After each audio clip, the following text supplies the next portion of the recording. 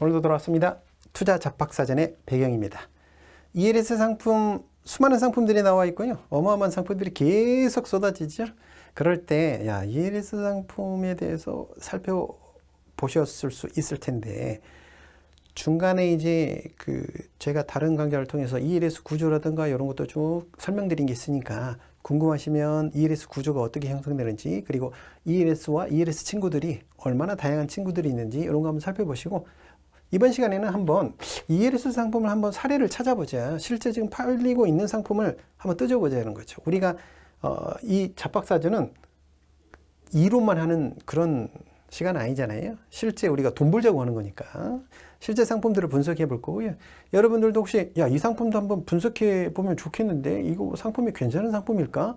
이런 생각하시면 댓글이라든가 이런 거 달아주시면 저희들도 다른 구독자분, 시청자분과 함께 살펴보는 시간 가져보도록 할 거고요. 오늘은 그냥 한번 제가 시중에서 지금 현재 팔리고 있는 상품 중에 하나를 한번 가져와 봤어요. DB 상품인데요. DB 금융투자 상품인데, 자, 우리가 상품을 권유받거나 할 때 리플렛을 받게 되잖아요. 리플렛. 근데 리플렛 어떠세요, 여러분? 잘 살펴보세요. 리플렛 잘 살펴봐야 되는데 생각보다 잘 안 살펴보시죠? 이번 시간에는 리플렛에 나와 있는 그 화면을 그대로 띄워놓고 우리가 이거 한번 뜯어보자는 거죠. 그래 우리가 이 상품을 잘 알고 가입을 해야 벌 때 벌고, 제대로 못 벌 때 또 못 벌더라도 내가 이런 부분을 놓쳤구나 이렇게 알 수 있는 거니까요. 자, 보시려고요. 자, ELS라는 말이 먼저 나왔어요. ELS라는 말이 뭐죠? 주식, 이 에쿼티, 주식과 연결된 수익 구조를 만든 파생 결합 증권이구나 이렇게 알 수 있는 거죠. 그러면 기본적으로 기초 자산이 뭐다? 주식에 연동하는 거야. 주가 지수에 연동하는 상품이겠구나. 요걸 먼저 알고 시작하는 거죠. 여기 보니까 몇 회 나오네. 이게 무슨 말일까요? 굉장히 많은 상품들이 시리즈로 계속 나오는 건데 굉장히 숫자가 크죠. 그래서 벌써 내가 하는 게 수많은 차시들이 지나서 이렇게 이번에는 2차시가 되는 거구나. 그래서 앞으로도 이 상품이 계속 시리즈로 나오겠구나. 그래서 증권사가 규모가 좀만 있으면요, 한 달에 한 번씩 ELS를 주기적으로 이렇게 상품이 나오고 선택할 수 있겠습니다. 그래서 여러분 이제 보시면 이제 이 옆에 청약 중이라고 되어 있죠. 그러면 홈페이지라든가 금융상품을 파는 회사들이 많이 있잖아요. 은행, 증권, 보험회사들이 있을 텐데 거기 가서 실제 지금 청약할 수 있는 상황이구나. 이렇게 되겠죠. 판매가 완료됐으면 판매 완료라고 표시가 될 테니까. 자, 그 중에 이제 첫 번째, 이제 포인트만 4개를 딱 뽑아놨네. 여기서도. 근데 이런 말이 나옵니다. 원금 비보장형이라는 말이 나왔어요. 그 말은 무슨 말이죠? 내가 원하는 상황이 오지 않았을 때는 뭐예요? 원금을 다칠 수도 있다는 거야. 즉, 원금 손실이 발생할 수도 있는 상품이구나. 요거 먼저 꼭 체크하고 들어야 되겠죠. 왜냐면 나의 성향이 매우 보수적이야. 그러면 원금을 다치는 상품을 해서는 안 되겠지. 많이 못 벌더라도 조금 잃으면 상심이 굉장히 크거든요. 그러니까 저 같은 사람은 좀 마이너스가 좀 나도 크게 개의치 않고 투자할 만한 뭐랄까 경험이라고 그럴까? 그렇죠? 이런 것들이 이제 쌓여져 있는데 처음 투자하시거나 이런 분들은 원금이 조금 다치면 상심이 너무 크거든요. 그러니까 그러신 분들은 요거부터 체크하셔야 돼요. 이거는 뭐다? 원금이 보장되지 않겠구나.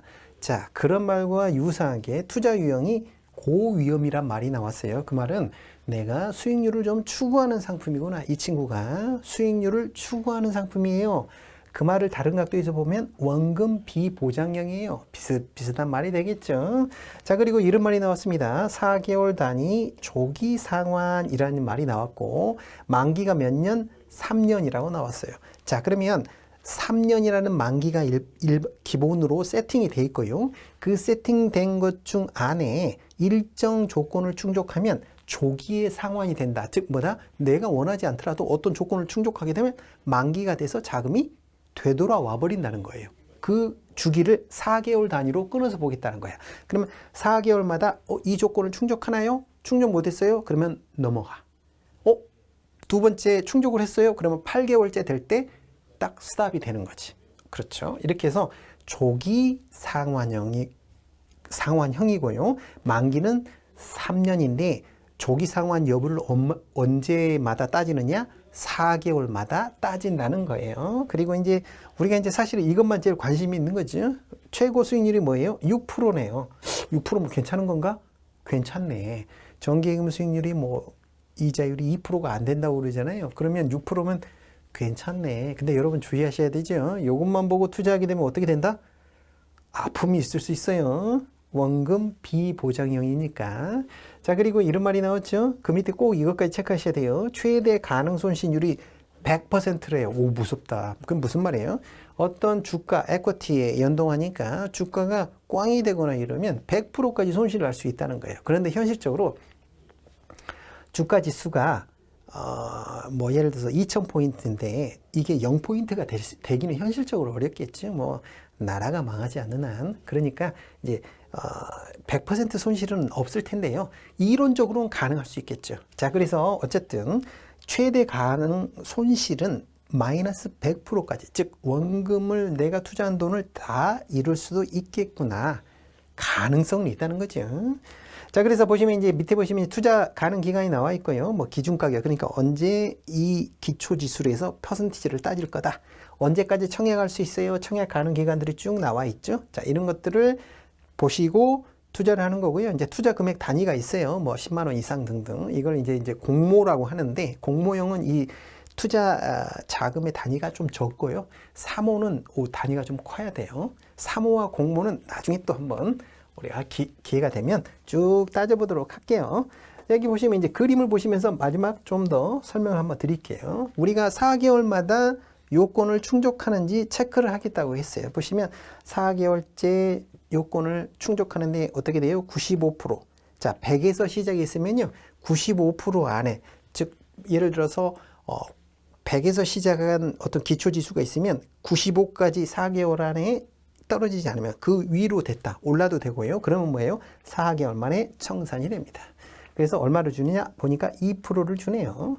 자, 그러면 12개월, 그게 만약에 95보다 더 아래에 있거나 이러면 그 다음 8개월째는 뭐예요? 90%를 넘어야 되는 거예요. 이런 방식을 보고 스텝 다운이다 라는 표현을 씁니다. 스텝 다운이라는 건 뭐예요? 스텝을 밟고 내려가는 거잖아요. 그러니까 만기 상환 조건을 따질 때마다 조금씩 더 떨어져도 되는 조건들을 붙여놓은 거죠. 그래서 만약에 12개월, 즉 1년째 되었다라고 하면 아까 말씀드렸죠? 6% 목표 수익률. 기억나시죠? 6%. 자, 그래서 우리가 수익률을 말할 때는 요거 꼭 기억하셔야 돼. 연 수익률을 말하는 거예요. 연 수익률이라는 건 뭐예요? 1년 동안의 목표 수익률이라는 거예요. 자, 그러면 2년이면 어떻게 돼요? 6%가 두 번이니까 12%인 거죠. 이해가 되시죠? 그래서 우리가 6%라는 말이 나왔을 때는 무슨 말이에요? 연 단위의 수익률을 말하는 거구나. 기본적으로 요건 생각을 하셔야 됩니다.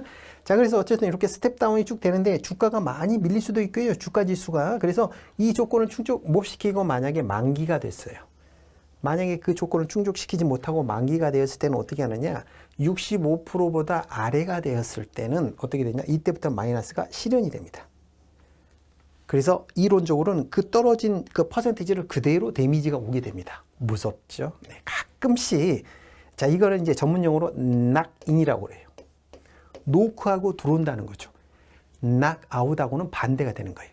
낙아웃, 노크하고 나간다. KO 된다는 말은 표를 쓰죠. 나가 떨어진다는 뜻이에요. 근데 이건 반대로 낙인이라는 거는 노크하고 들어오는 거라 어떤 수익 구조가 새로 생기는 거야. 자, 그래서 이렇게 어떻게 되느냐? 주가 지수가 많이 떨어져 갔고요. 만기에 35%다 아래다. 그러면 그때부터 수익률. 내가 만약 마이너스 40%였어요. 100의 시작이 있는데 3년 지난 시점에서 조기 청산이 안 되고 마이너스 40%에 머물러 있어. 그러면 뭐예요? 마이너스 40%를 손실을 그대로 낙인 생기는 거지. 무섭죠? 이게 만만치 않은 위험일 수도 있어요. 그래서 종합주가 지수가 예를 들어서 막 그 반토막 나고 이런 경우는 굉장히 드물잖아요. 한국이라는 나라만 해도 이제 자본시장이 엄청나게 발달했기 때문에 과거처럼 막 이렇게 그 IMF 외환위기나 이런 것처럼 막 순식간에 반토막 나고 이런 경우는 아마 쉽지는 않을 거예요. 그럼에도 불구하고 뭐예요? 요런 위험성이 있어요. 그래서 6%가 목표 수익률이 나오는 거예요. 그러면 이런 질문을 하실 수 있죠. 당신이라면 투자할 건가? 저는 개인적으로 투자 성향이 이거보다는 목표 수익률이 더 높은 걸 할 거예요. 왜냐하면 저는 주식으로 투자도 많이 실무를 해보고 한 경험이 있으니까 이 정도 수익률 갖고는 안 돼요. 그런데 여러분들이라면 어때요? 6% 정도 수익률. 이게 이제 딱 소위 말하는 중위험 중수익인 것 같아요. 중위험 중수익. 그래서 이 정도 수익률이면 크게 뭐랄까 목표 수익률이 아주 높은 것도 아니고 종합주가지수랑 관련되기 때문에 아주 큰 데미지가 그렇죠. 이제 한국 시장도 크게 이제 그 자본시장이 계속 발전해가지고 변동성 자체가 조금씩 계속 줄어들고 있기 때문에 아주 위험하지는 않은 정도. 예, 그렇죠. 대신 원금 보장은 안 되는 거죠. 그래서 흔히 말하는 중위험 중수익 상품이 어떤 기본이 되는 상품이 아닐까 이 정도 말씀을 드릴게요. 그래서 이번 시간에는 이런 상품을 한번 분석해 봤고요. 여러분 혹시 이 상품도 분석해 보고 싶으신가요? 그러면 댓글 달아주세요. 오늘도 고생하셨습니다.